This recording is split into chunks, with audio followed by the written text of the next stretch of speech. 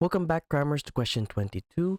Shane invests $7,200 for 3 years in a saving account. He gets 2.5% per year compound interest. How much money will Shane have at the end of the 3 years, giving your answer to the nearest dollar? Okay.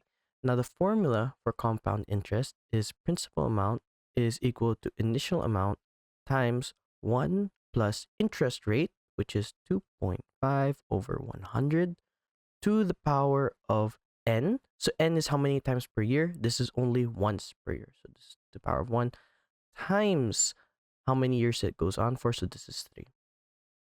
We can then simplify this further to p is equal to, so the initial amount is 7,200 into 2.5 over 100 is 0.025. And we add 1, so that's 1.025.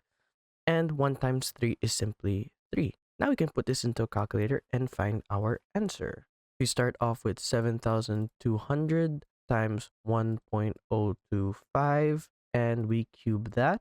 We get 7753.6.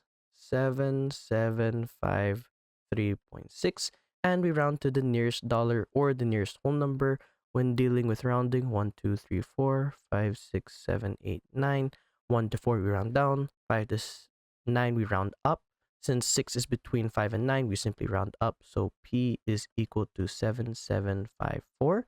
So that means Shane saves $7,754. Thanks for watching. Cram then scram.